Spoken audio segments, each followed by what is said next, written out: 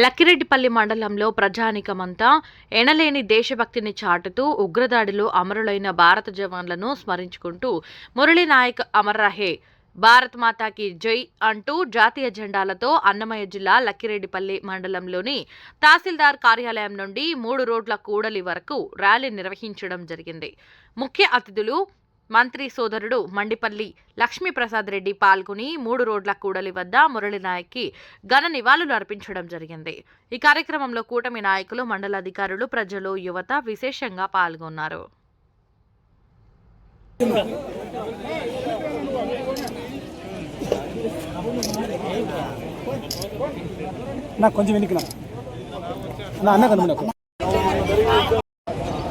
పట్టణంలో ఇదివరకే జరిగిన సింధూర్ యుద్ధం విజయోత్సవ సభను జరుపుకోవడానికి మనం ఇక్కడ ర్యాలీగా బయలుదేరి ఇక్కడికి చేరుకున్నాము కూడలికి.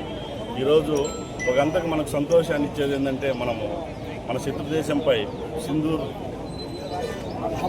ఒక పక్కన ఆపరేషన్లో సక్సెస్ సాధించిన మన ఆంధ్ర రాష్ట్రానికి చెందిన వీర జవాన్ మురళీ నాయక్ గారు ఆ ఇన్సిడెంట్లో చనిపోవడం మనందరికీ చాలా బాధను కలిగించింది.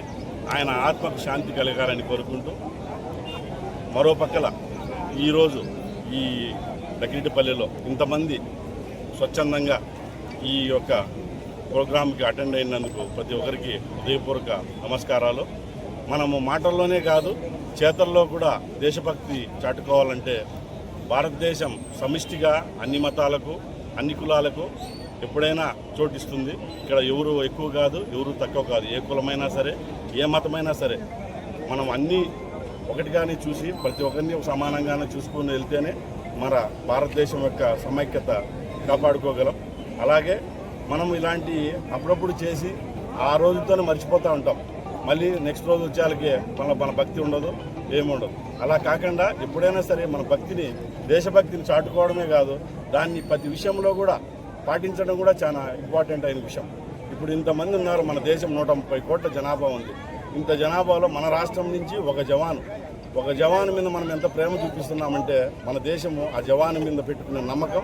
ఆయన మన యొక్క యుద్ధంలో వితిన్ 5-6 రోజులు యుద్ధం జరిగితే ఆ రోజులో ఒక జవాను మన రాష్ట్రం నుంచి మరణించారంటే ఆయన మన రాష్ట్రానికి రిప్రజెంట్ చేశాడు. అలాంటి కుటుంబాలుగా ఈ సైన్యంలోకి కానీ, ఆర్మీలోకి, డిఫెన్స్లోకి రావాలంటే మనం అందరం దేశభక్తిని ఎలా ఆస్వాదిస్తామో దాంతోపాటు ఆర్మీలోకి వెళ్ళడానికి కూడా మన యూత్ని ప్రోత్సహించాలి. దాంతోపాటు మనము ఈరోజు ఇలా సమావేశమైన దానికి మనము చాలా సంతోషించదగ్గాల. ఇలా ఎందుకంటే ఇలాంటి ఎప్పుడూ మన యొక్క ఐకమత్యాన్ని చాటుతుంది. మన రాయచోటి కాన్స్టిట్యున్సీలో కూడా మనకు అన్ని కులస్తులు ఉన్నారు, అన్ని మతస్థులు ఉన్నారు. అందరూ ఏకతాటిపై ఉండి ఇలాంటి జరుపుకుంటూ ఉంటే ఎప్పుడు ఎలాంటి సమస్య వచ్చినా కూడా తొందరగా సాల్వ్ అయ్యేదానికి ముందుంటారు. మరొక్కసారి రాయచోటి ప్రజలకు మరియు లక్కిరెడ్డిపల్లి వాసులకు ఈ అవకాశాన్ని ఇచ్చి మమ్మల్ని ముందుండి నడిపించినందుకు ధన్యవాదాలు తెలియజేస్తూ, జై జవాన్, జై జవాన్, జై జవాన్.